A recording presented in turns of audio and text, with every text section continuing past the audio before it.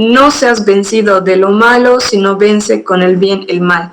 Entonces, el llamado de amor del Señor es tan grande que nos dice incluso que a nuestros enemigos les hagamos bien, les demos de comer, les demos de beber, y que no seamos nosotros quienes tomemos en nuestras manos la venganza en absoluto, sino que le entreguemos a Él. Y que nosotros en actitud seamos benevolentes con nuestros enemigos. Y finalmente dice, no seas vencido de lo malo, sino vence con el bien el mal, que me parece pues lo más inhumano y antisistémico, es completamente anárquico para lo que en este mundo generalmente se hace, ¿no? El ojo por ojo, diente por diente, que se cree en el mundo, que se toma en el mundo, que es vengarte. O sea, me has hecho bien, te favorezco, me has hecho mal, te hago mal, te pago con la misma moneda. Pero aquí Dios dice, no, tú no tomas la venganza, tú no tomas esas decisiones de cuándo alguien debe ser sentenciado o tratado con desprecio, con maldad, sino que tú vas a hacer el bien aún a tu enemigo. Entonces vences con el bien el mal. Y realmente el Evangelio de Jesús es eso, ¿no? Es decir, Jesús, que no había hecho nada en absoluto malo a nadie, sino todo lo contrario, había venido a hacer tantas cosas buenas por tantas personas. Seguramente, ¿no? Muchas de esas personas, aún los que habían recibido los milagros de sanidades, de haber visto a Jesús obrar, escucharlo profetizar, decir y hacer tantas cosas maravillosas, luego más adelante estaban ahí entre el mismo pueblo que gritaba y yo escuchaba sin decir nada que lo crucifiquen. Y realmente Jesús amó a todas esas personas, aunque lo odiaron y aunque se comportaron mal y estaban equivocados, todos menos Él, pero Él no pagó igual. Él vino realmente a completar esa adoración a Dios, amando a quienes no merecíamos tener ese amor y ese perdón y esa gracia que Él ha venido a dar al mundo. Bienvenidos a nuestra sección Diálogos Sencillos, Verdades Profundas, donde hablaremos entre amigos sobre la palabra de Dios y cómo ésta transforma nuestras vidas. En esta ocasión estamos estudiando las 12 tribus de Israel. Disfruta, comenta y comparte.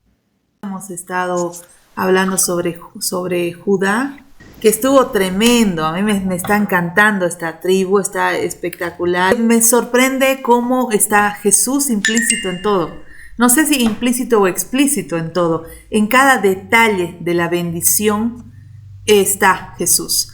Estaba viendo que hay una diferencia, hay una profecía y una bendición.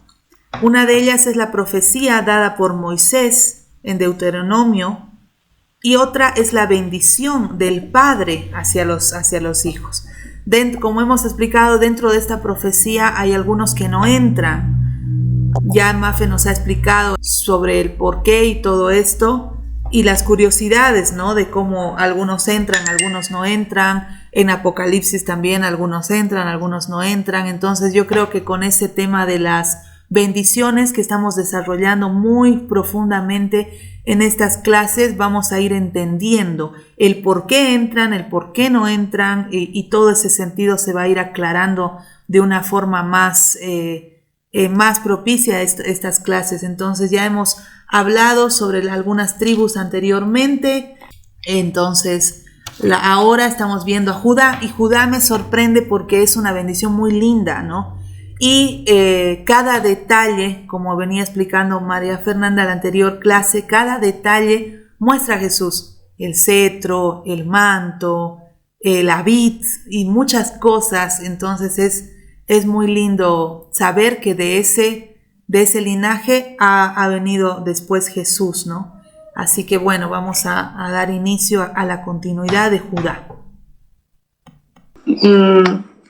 Retrocediendo un poquito, estábamos viendo en esta parte, extendiendo un poco esta parte del versículo 11, que Satán da la vid su pollino y a la cepa el hijo de su asna, daba en el vino su vestido y en la sangre de uvas sus mantos. Y empezando a relacionar el elemento de los mantos o o vestidos con la esposa, que de alguna manera se halla este vínculo aquí, ¿no? Como veíamos en este término encontrado en Strong, se ve este eufemismo. Y aquí vemos también lo que habíamos visto en Levítico, que Aarón como sacerdote ofrecía por sí mismo y por su familia el sacrificio, ¿no? la ofrenda por el pecado. Entonces, de nuevo vinculando lo que es la casa del sacerdote, por el que el sacerdote por sí mismo y por su casa hacía esta ofrenda. Entonces, de nuevo vinculamos todo este elemento. Y las vestiduras que no cubren la cabeza, sino los miembros del cuerpo. De nuevo encontramos esta relación aquí en Isaías 61:10 y 1 Corintios 11:7. Aquí vemos el manto de justicia como una novia se adorna. Entonces encontramos de nuevo estas vestiduras, la relación de las vestiduras con la novia o la esposa. Eso para recordar que lo habíamos visto la anterior semana. Entonces, de nuevo aquí veíamos, ahora empezamos a entrar en un paralelismo entre el elemento de vestidos, vestiduras o mantos, esposa y la gloria. Aquí veíamos en 1 Corintios 11:7, dice, porque el varón no debe cubrirse la cabeza, pues él es imagen y gloria de Dios, pero la mujer es gloria del varón.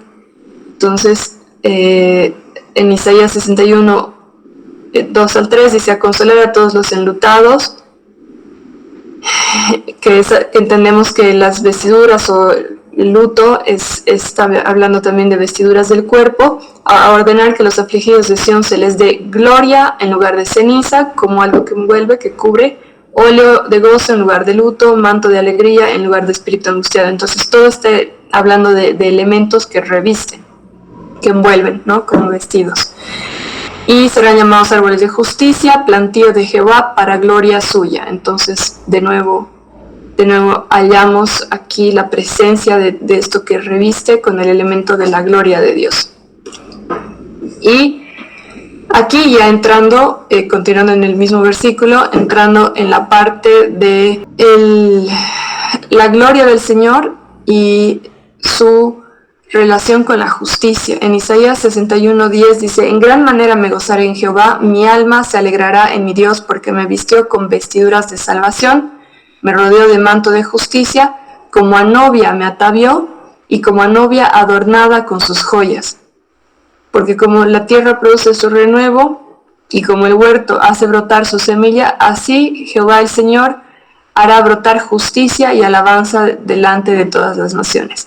Entonces digamos que aquí volvemos a caer en todo esto que habla de la vestidura del Señor con la salvación, la justicia y la alabanza, que era lo que en primer lugar habíamos visto que significa Judá, ¿no? Yahvá, la alabanza a Dios.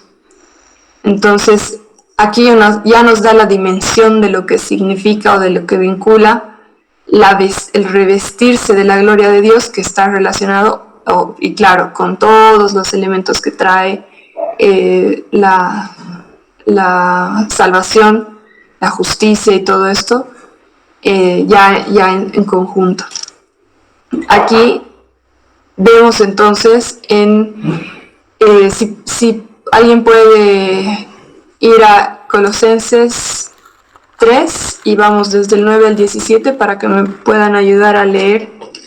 Tenemos aquí los versículos 9, 12, pero para que los podamos leer enteros, aquí yo solamente he resaltado ciertos elementos. Quien lo tenga, por favor. No mintáis los unos a los otros, habiéndoos despojado del viejo hombre con sus hechos, y revestido del nuevo, el cual conforme a la imagen del que lo creó, sea renovado hasta el conocimiento pleno, donde no hay griego ni judío, circuncisión ni incircuncisión, bárbaro ni escita, siervo ni libre, sino que Cristo es el todo y en todos. Entonces vamos viendo. En el versículo 9 dice que no mientan a los otros habiendo despojado del viejo hombre con sus hechos. Entonces está hablando de un despojo de algo antiguo y el vínculo, ¿no? De qué es un viejo hombre y los hechos, las acciones. Y aquí inmediatamente ya tira la línea para que se entienda cuál es la renovación, o sea, el nuevo hombre revestido del nuevo, dice, ¿no? Revestido de nuevo, vemos las vestiduras, el cual conforme a la imagen del que lo creó, de nuevo vemos la imagen, se va renovando hasta el conocimiento pleno. Entonces, y aquí la renovación, ¿qué significa, no? Después, en el versículo 12, dice directamente, vestíos pues, y como escogidos de Dios, santos y amados. Y aquí da otra vez la línea. Entonces, ¿cuál es esta vestidura? De entrañable misericordia, de benignidad, de humildad, de mansedumbre, de paciencia. Bueno, en el 14 ya dice, sobre todas estas cosas vestidos de amor. Y sobre todas estas cosas vestidos de amor, que es el vínculo perfecto. En el 15 dice, y la paz de Dios gobierne en vuestros corazones, a la que asimismo fuisteis llamados en un solo cuerpo, y sed agradecidos. Entonces, aquí cierra con haber explicado de qué se tratan estas vestiduras, qué vínculos tiene eso con el cuerpo, que habíamos dicho que el cuerpo es la familia, la esposa, la novia de Cristo, y claro, del sacerdote, como lo habíamos visto lo mismo en Aarón, y sed agradecidos. Entonces cierra con un elemento que habla de la gratitud. Entonces, pero la pregunta es, ¿la gratitud a quién? ¿A los hermanos? En realidad aquí la gratitud de la que nos está hablando está señalando también en la relación de la gratitud que es a Dios, ¿no? ¿Cómo? Todo lo que atrás nos muestra es en esta vestidura, en esta renovación, en esta podríamos decir, aplicación de las acciones, de las actitudes de, como muestra, los escogidos de Dios. Y continúa en el 16, la palabra de Cristo more en abundancia en vosotros, enseñándoos y exhortándoos unos a otros en toda sabiduría, cantando con gracia en vuestros corazones al Señor, con salmos e himnos y cánticos espirituales. Esto me ha parecido muy hermoso, porque bueno, nosotros entendemos constantemente, ¿no?, que el tema de la adoración, de la alabanza, se expresa de una manera tan tangible, tan hermosa en los cantos, ¿no? En adorar, en tener estos tiempos que son elevar estas canciones, estos sonidos, los ritmos, tantas cosas al Señor. Y bueno, en esta parte vemos como inmediatamente en esa actitud de agradecimiento dice que se reafirma, ¿no? La palabra de Cristo mora en abundancia en vosotros, enseñándoos y exhortándoos en toda sabiduría, y aquí hace presente el elemento de las alabanzas y las adoraciones a Dios, ¿no? Cantando con gracia en vuestros corazones al Señor, con salmos e himnos y cánticos espirituales. Entonces continúa en el 17, y todo lo que hacéis, sea de palabra o de hecho, hacedlo todo en el nombre del Señor Jesús, dando gracias a Dios Padre por medio de Él. Entonces, otra vez está el elemento de la gratitud. Entonces, ¿qué es esto que habíamos visto en el término original de lo que significaba Yada? Aquí veíamos como dice, dar gracias, confesar a Dios y adorar, alabar. Entonces, ya en la aplicación, digamos, en el cumplimiento, diríamos, de esta bendición que se le es dada a Cristo por primero, Él es el único que hace la plena y verídica adoración al Padre, la completa, pero luego es depositado en su cuerpo esta capacidad, podríamos decir, este diseño de adoración adecuada. Pero realmente quiero resaltar ahí, hermanos, me parece tan importante que en todo lo que les he mostrado, mucha canción, mucha, digamos, podríamos decir, alusión a lo que es la musicalidad o los salmos y eso, no hay. Es decir, aquí lo hallamos y atrás también hay evidentemente muchas partes donde vemos efectivo el adorar a Dios a través de esta manera de expresar la gratitud, ¿no?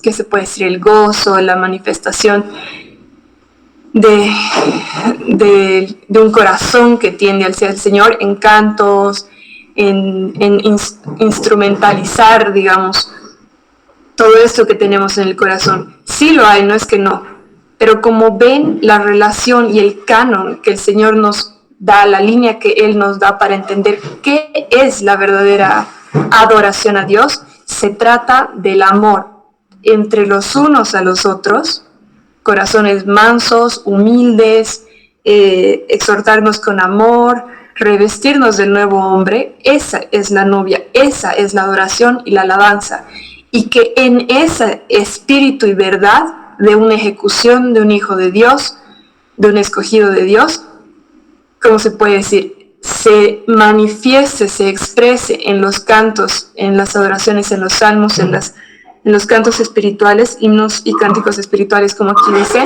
ya es como podríamos decir la culminación, ¿no? O sea, el clímax de todo esto, pero que tiene que venir con la legítima adoración que el Señor ha establecido. Es decir, no van a servir tanto las canciones, las muchas canciones que yo pueda cantar, por muy hermoso que cante o interprete un instrumento, si en la realidad yo no estoy actuando conforme a lo que el Señor ha establecido que es la adoración a Él.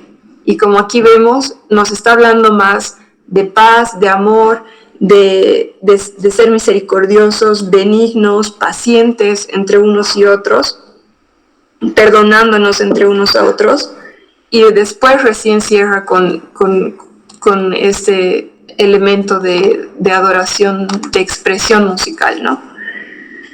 Y todo lo que dirige acerca de la gratitud y de las vestiduras habla de las acciones. Entonces, por eso, como cerraba y decía, y todo lo que hacéis, sea de palabra o de hecho, hacedlo todo en el nombre del Señor, dando gracias a Dios por medio de Él. No hay otra manera de agradecer a Dios que no sea a través de Cristo. La única gratitud que complace a Dios es la que está en Cristo. Y sabemos que la que está en Cristo tiene que ver con todo esto que Él ha cumplido, ¿no?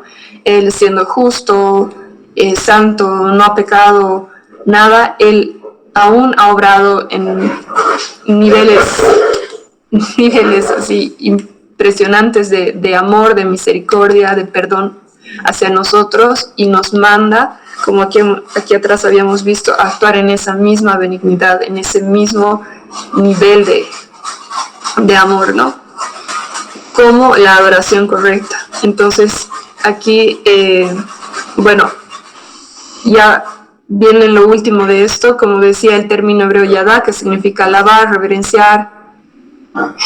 No tiene un equivalente griego único, sino que se usan diferentes palabras, incluyendo proskuneo, que significa hacer reverencia o rendir homenaje, aineo, que es alabar o celebrar, y la treuo, que es servir en acción práctica. Entonces, proskuneo y aineo lo pueden buscar dónde se encuentran estas palabras en la Biblia, en el Nuevo Testamento, obviamente en griego, y van a encontrar que lo vemos en Hechos, que lo vemos en diferentes versículos también en Mateo, en versículos durante la vida de Jesús antes de la resurrección, y también después de la resurrección, ya en Hechos con los apóstoles o la gente adorando, pero así de una exaltación en esa expresión, como decíamos, con los cantos, ¿no? Estar así en el reconocimiento, en la confesión de Dios, habiendo visto quién él era verdaderamente, quién Él es verdaderamente. Vemos eso en proscuneo y en aineo, pero en latreo vemos que habla de nuevo del servicio, de la acción práctica. Y aquí es esto, como decíamos, la gratitud y la adoración. Y en Romanos 12 nos dice: así que, hermanos, os ruego por las misericordias de Dios que presentéis vuestros cuerpos en sacrificio vivo, santo, agradable a Dios, que es vuestro culto, latreo, racional. Y racional es la palabra que deriva del logos, del verbo acción que se utiliza en el logos de Dios, como dice en la parte de y Jesús era el logos de Dios, cuando dice en Juan, del mismo verbo de logos deriva racional, ¿no? Es, ¿cómo se puede decir? Es la razón que denota también acción, ¿no? Entonces, la adoración del servicio racional, que es acción. Y dice: no os conforméis a este siglo, sino transformaos, de nuevo con el elemento de la renovación, por medio de la renovación de vuestro entendimiento, para que comprobéis cuál sea la buena voluntad de Dios, agradable y perfecta. En el versículo 9 de Romanos 12 dice: el amor sea sin fingimiento, aborreced lo malo, seguid lo bueno. En el 13 dice: compartiendo para las necesidades de los santos, practicando la hospitalidad. ¿Por qué resalto este?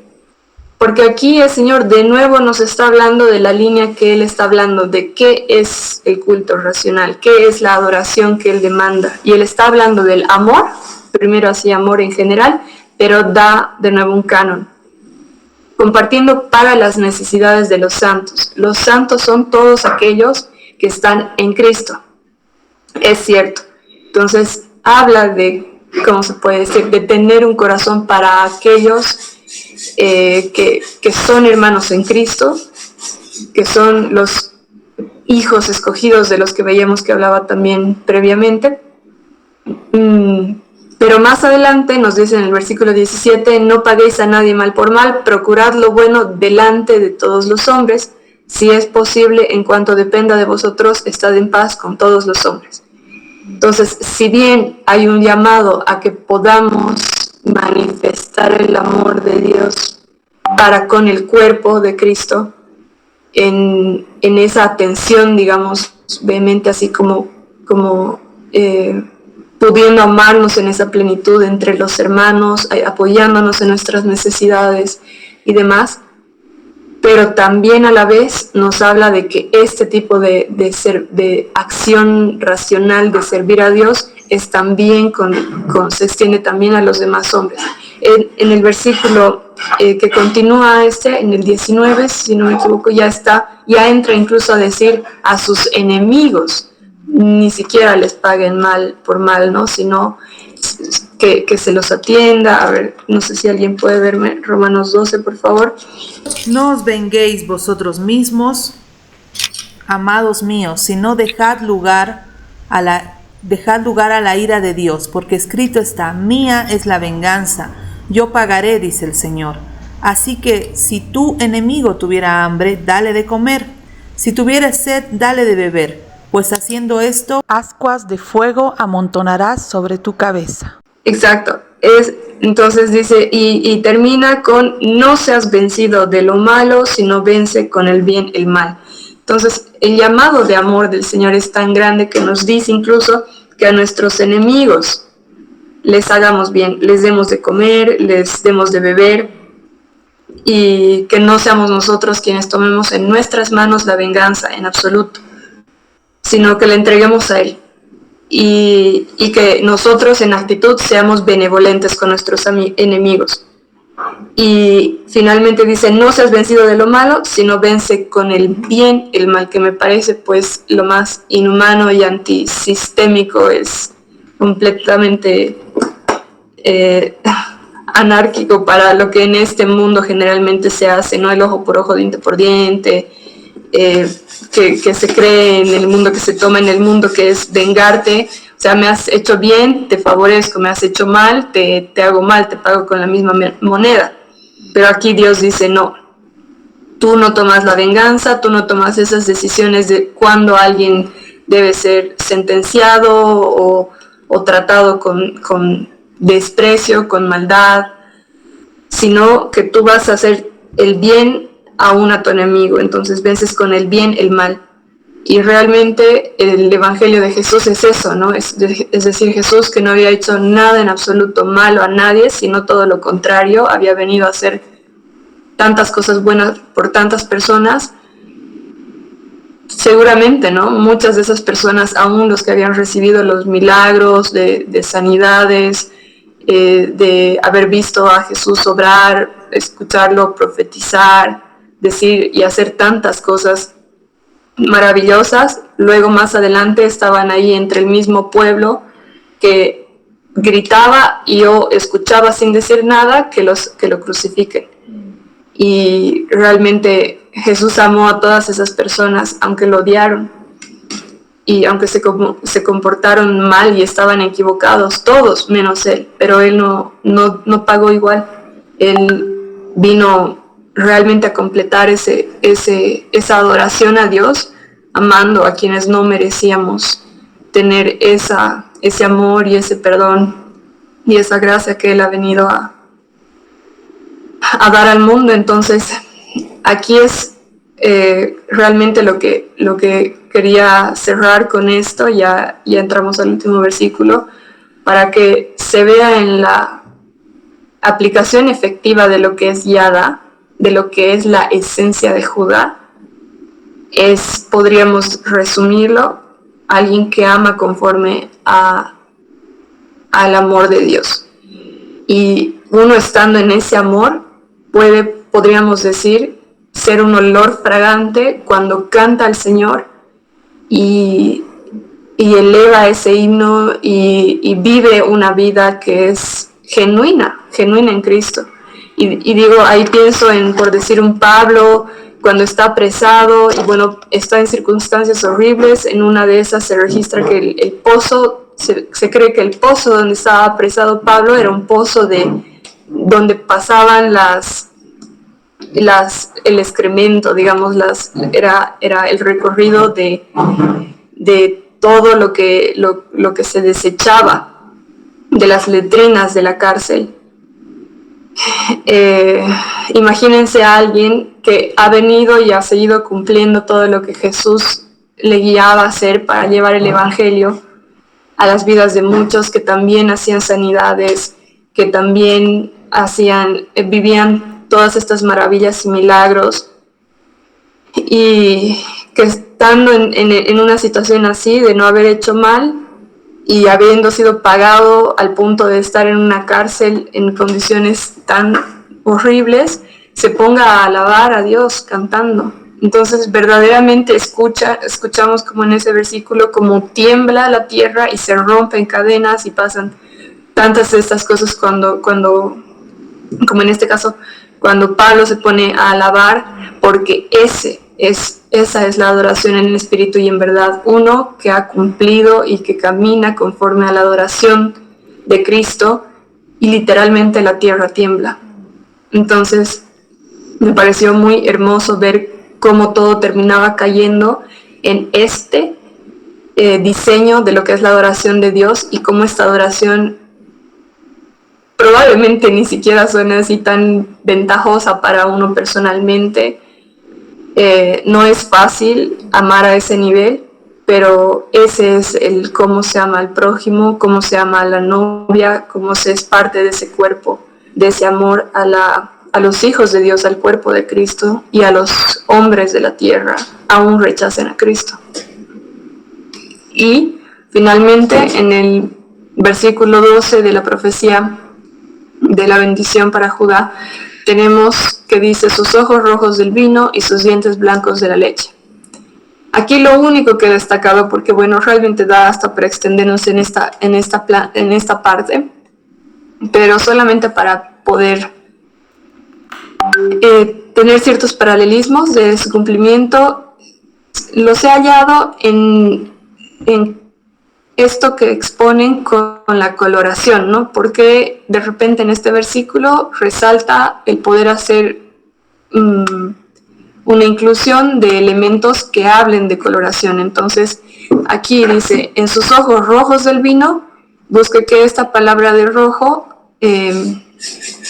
habla de un tono oscuro, como centellante, dice, como en un buen sentido brillante, como si brillara en una estimulación del vino. Pero aquí vemos que hay una referencia al Señor en Apocalipsis 1:14, 19:11 y 19:12, y en Daniel 7:9-10. A ver, para ver solo un atisbo de esto, vemos por ejemplo en Apocalipsis 1:14 que dice, su cabeza y sus cabellos eran blancos como blanca lana, como nieve, sus ojos como llama de fuego, ¿no? Es decir, unos ojos que brillan, que arden. Entonces, aquí vemos ya podríamos decir, el cumplimiento o una descripción un poco más gráfica de nuevo que trae este vínculo con los ojos rojos del vino, también en Apocalipsis, en estas diferentes partes donde nos habla de Jesús con esos ojos de llama de fuego. Después, y sus dientes blancos de la leche, la palabra de blancos se utiliza en muchas partes, como aquí vemos con los cabellos también, en la palabra, pero por ejemplo en Cantar de los Cantares, en Cantar 6:6, dice, tus dientes como rebaño de ovejas que suben al lavadero. Entonces ahí también está hablando de un elemento de pureza, ¿no? O cuando habla de la leche misma, de una pureza que es como en esta alusión a de algo que está muy limpio, muy, muy limpio, y además muy, ¿cómo se puede decir?, inocente también, ¿no? Cuando habla de la leche y los niños que toman de esa leche, o de la leche que es pura y que no es adulterada, es decir, algo que realmente está tan cuidadito en esos niveles de limpio, de sano, de inocente, que no tiene una malicia de repente, ¿no? Y aquí en este elemento de la leche también hay, en la palabra se lo utiliza en una alusión a la prosperidad y a la abundancia. En Isaías 55:1 podemos ver esto, y como decía, en el alimento espiritual para jóvenes en la fe, lo vemos en 1 Corintios 3:2, Hebreos 5:12-14 y 1 Pedro del 2-2. Entonces, es decir, aquí también, bueno, aquí en realidad vemos un refuerzo a, ¿qué se podría decir?, a aquello que es, que está en ese brillo en los ojos del Señor, en esa fuerza que radica en el Señor, y por el otro lado, en esa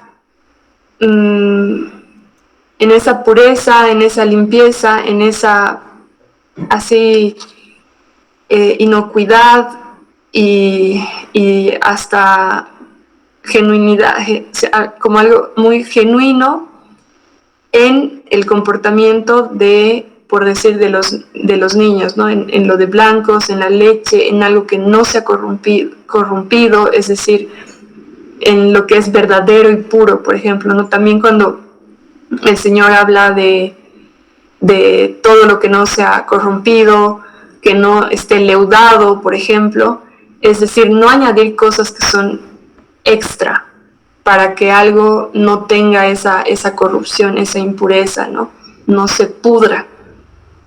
De eso nos habla constantemente.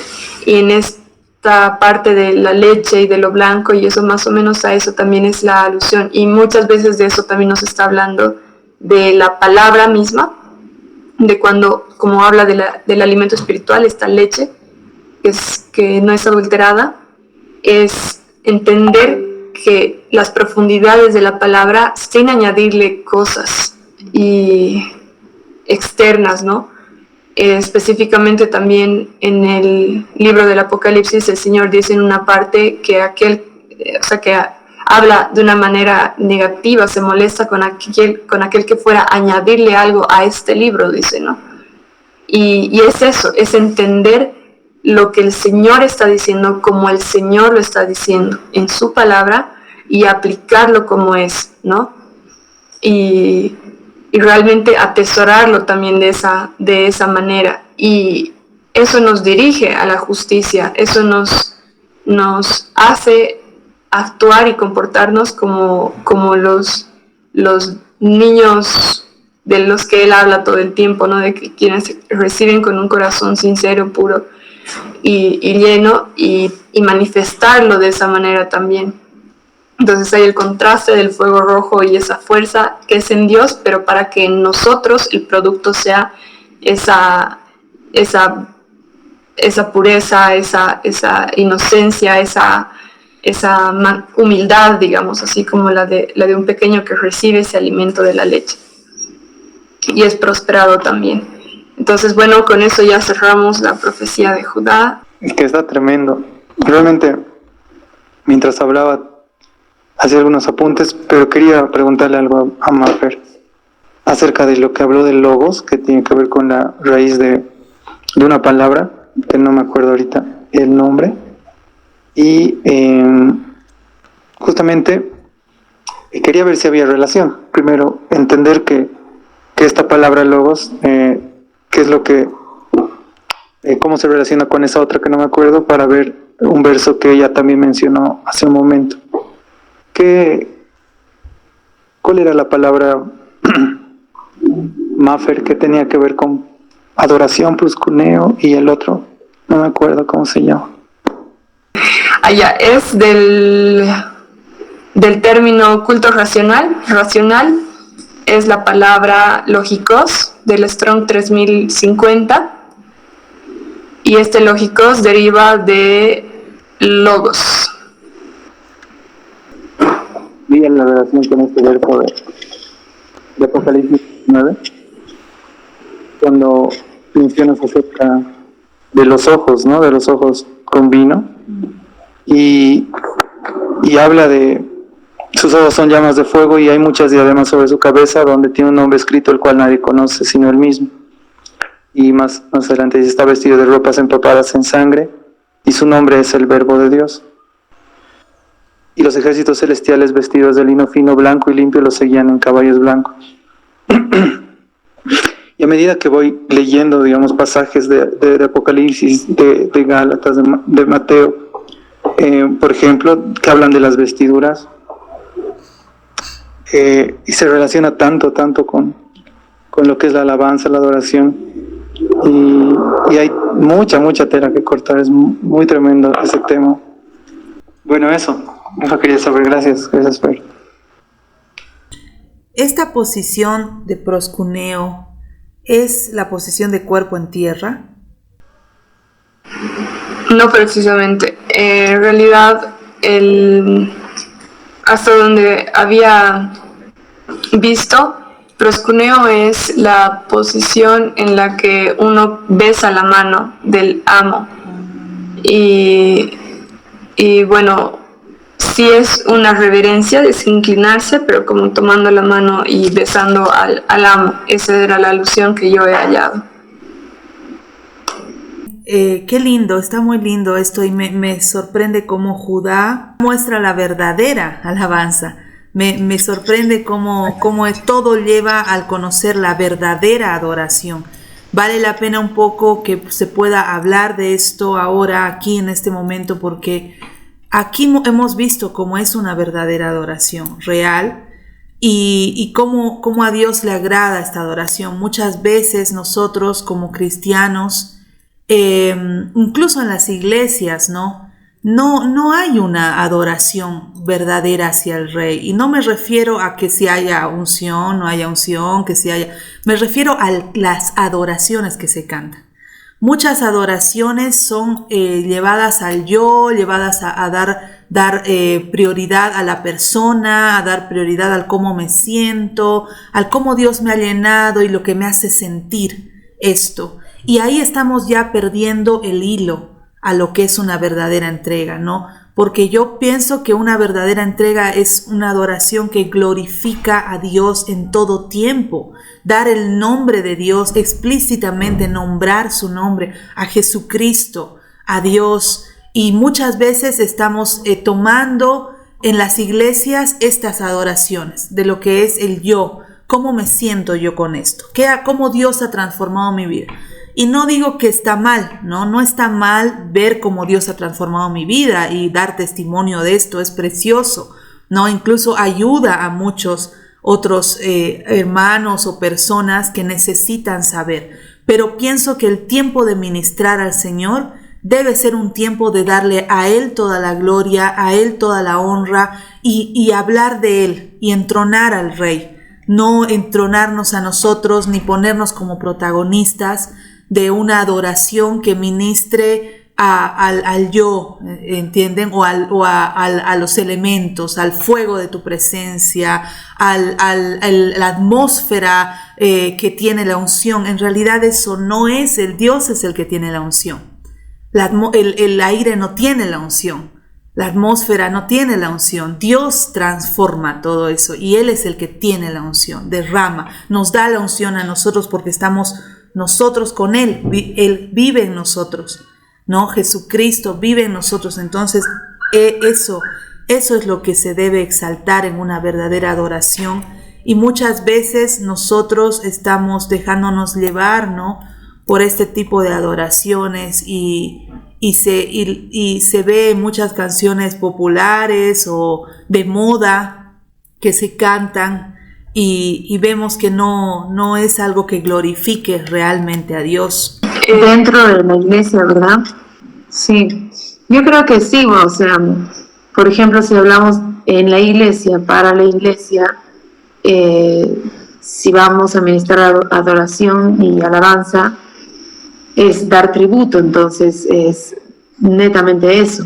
Hay canciones que hemos cantado por años, qué sé yo, por ejemplo, dame de beber de tu río, que sé yo, una cosa así, pero cosa que no está mal, pero es un poquito complicado este tema, porque hay mucha gente que ya viene de años con estructuras sobre esto, pero nosotros como casa profética, y ya estamos entendiendo mucho más lo que es la adoración profética, porque lo hemos estado experimentando y viviendo, es darle toda la adoración y la alabanza a Él.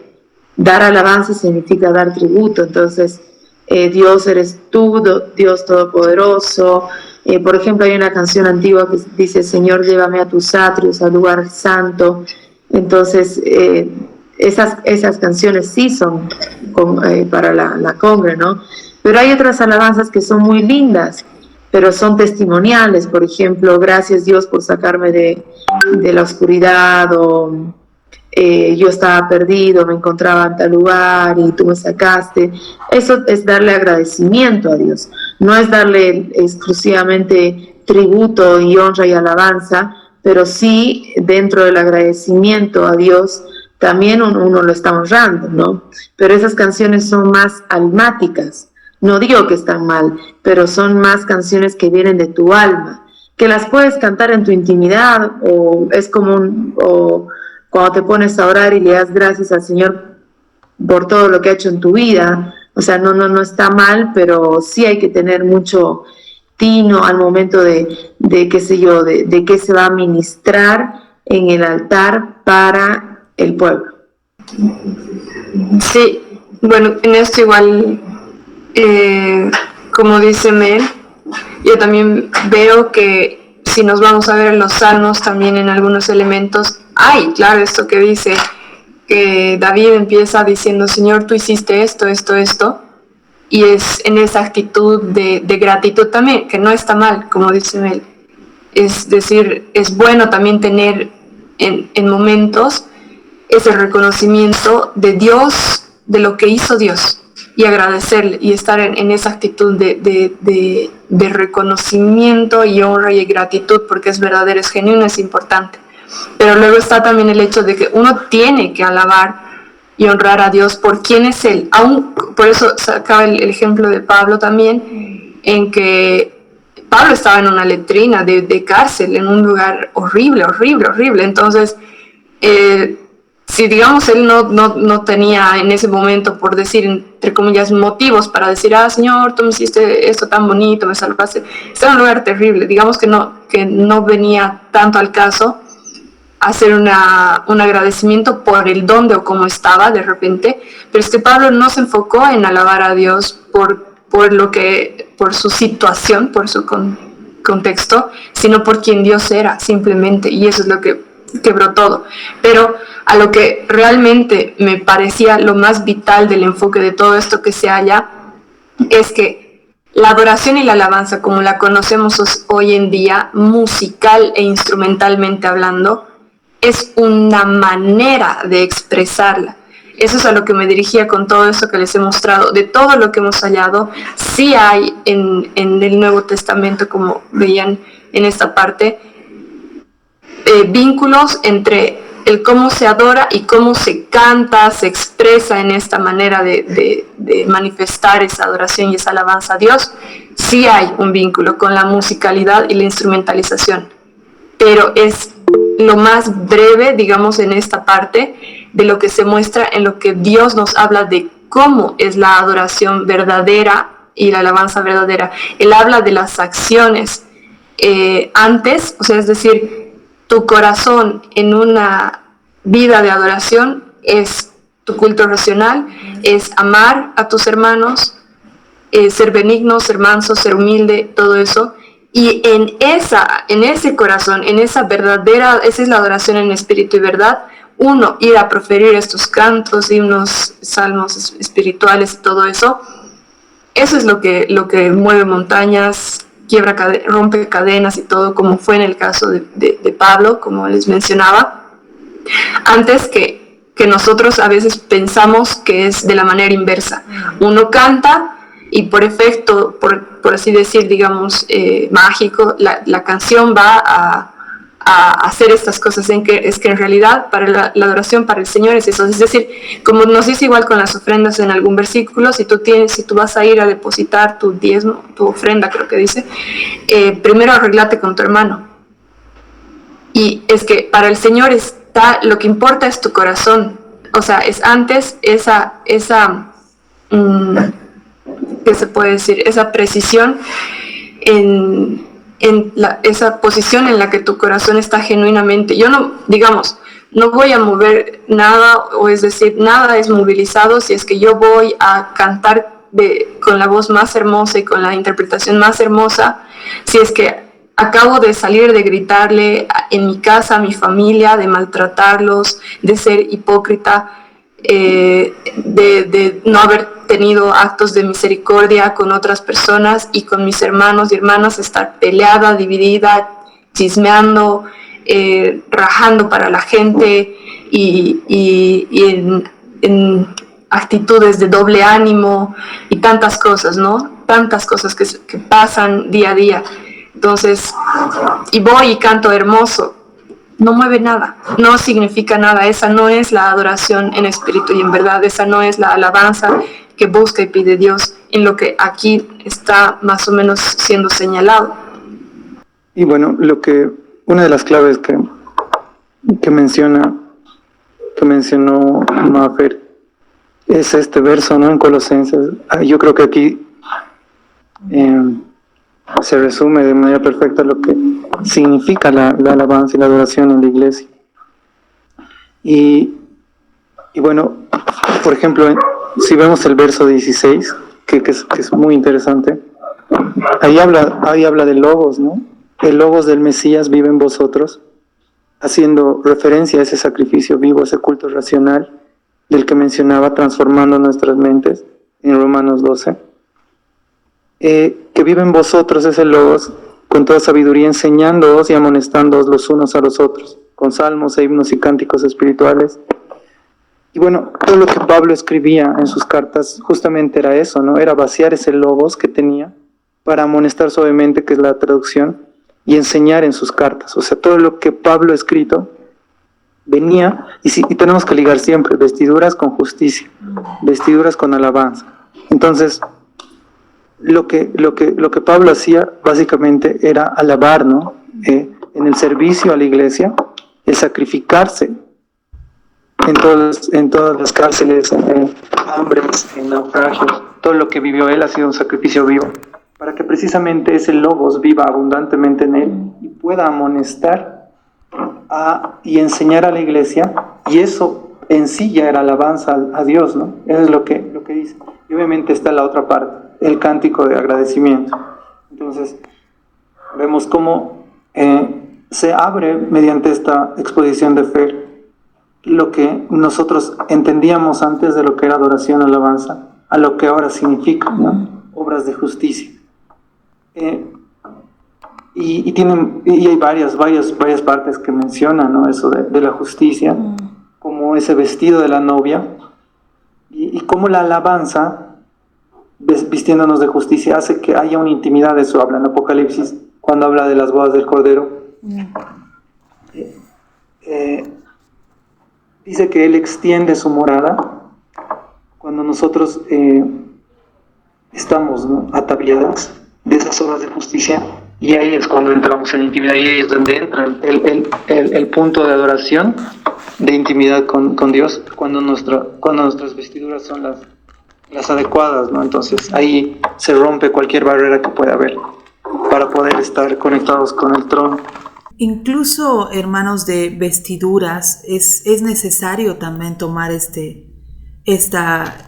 simbolismo dentro de la adoración, porque vemos, por ejemplo, cuando me recordaba en Zacarías, donde habla del sumo sacerdote Josué, que él fue cambiado de vestiduras y fue puesto con vestiduras finas para sacar las vestiduras viles, ¿no? Y esto era un símbolo de remisión de todos sus pecados, ¿no?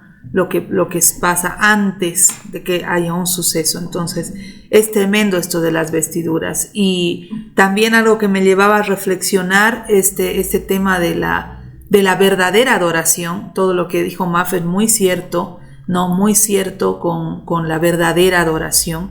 Es el tema de cómo está uno también para entregar esta adoración.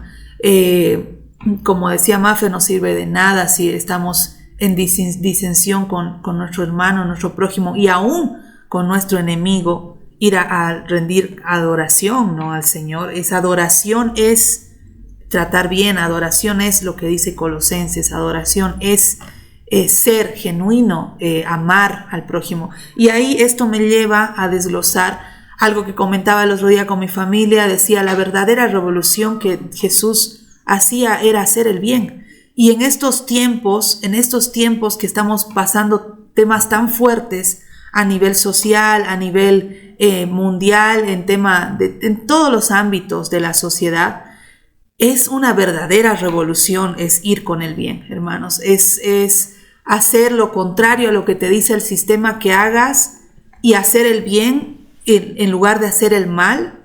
Esa es la verdadera revolución. Es el verdadero ser diferentes, ¿no? El verdadero ser diferentes hoy en día no es ser inclusivo o el mal término de inclusivo, ¿no? Lo que dicen, que yo respeto a todas las ideologías de género. Eso no es ser diferente. Eso es ser como todos, ser como todo el resto, ser como todas las demás personas que piensan igual. Ser diferente es hacer lo que dice la Biblia. Eso es el ser diferente, el verdadero cambio, la verdadera revolución que uno puede hacer. Es aquel que va con este mensaje de paz, mensaje de amor, y pagar bien por mal. Te pagan con mal y el sistema te dice, pues tienes que vengarte, pues ahí está, ¿no? Y ahí entramos en el juego de la crítica, en el juego del chisme. Pero hacer el bien realmente es pagar el que te hace mal, pagarle con bien, amar a tus enemigos. Entonces realmente esa es la verdadera revolución, y lo que nos debemos plantear nosotros como cristianos si estamos dispuestos a pagar este precio. Así como Pablo adoró verdaderamente estando encarcelado en situaciones tremendas, pero él adoró, esa fue su verdadera revolución y lo que verdaderamente rompió las cadenas, el adorar en espíritu y en verdad, como hemos aprendido hoy. Entonces es tremendo llegar a realmente por hacer el bien, por hacer lo bueno. ¿Estamos dispuestos a pasar por lo que pasó Jesús?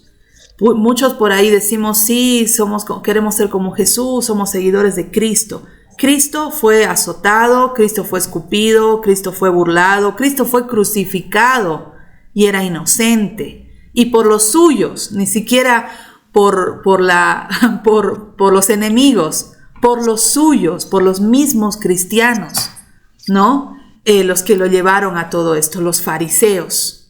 Entonces, ¿estamos dispuestos a ser discípulos de Cristo? Realmente los discípulos murieron todos en situaciones trágicas, fueron mártires, fueron despellejados vivos, fueron azotados con lanzas, fueron quemados, fueron de todo. Entonces, ¿realmente estamos dispuestos a pagar el precio? Eso es algo que debemos plantearnos, ¿no? Y en el tema de hacer el cambio en nuestra sociedad, nuestra verdadera revolución es el amor. Nuestro verdadero cambio, para transformar esta ciudad, esta nación, este mundo, es realmente hacer lo que hacía Jesús, pagar bien por mal, por lo que te estén haciendo y amar a tus enemigos, como dice Colosenses. Y sobre lo que dices del caminar, con las enseñanzas que nos ha dejado Jesús, no es fácil, pero es lo correcto también. Sí, justamente lo que menciona Tef y lo que menciona Tut de la retribución, de cómo pagar bien por mal, es algo importante. Justo mencionaba Tut que volvernos discípulos de Jesús, pasar por todo lo que Él pasa, es precisamente uno de los centros que encontré para que tiene que ver con el estudio de las tribus, ¿no? Y eso vamos a hablar en la tribu de Dan un poco, cómo el gobierno de Dios se asienta en bases de amor y de servicio. No adelanto más, pero es tremendo cómo se van alineando estas cosas. Para cerrar esto, es interesante que nos llevemos con esa reflexión. No somos perfectos, todos cometemos errores. Muchas veces, muchos estamos adorando en la iglesia, cantando cánticos y todo eso, en ese sentido, con una hipocresía atrás. Y muchos no estamos adorando verdaderamente también, como nos plantea ahora aquí Judá, ¿no? La verdadera alabanza.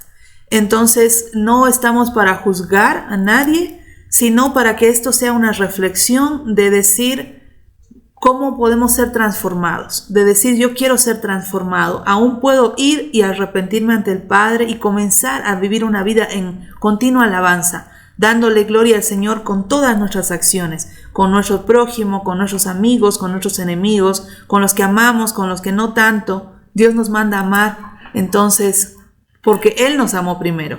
Entonces nos llevemos esa reflexión, amados, y esta semana podamos adorar verdaderamente con todo, no solamente son cánticos como nos contaba Mafe, sino es una adoración en nuestra vida diaria, en todo sentido.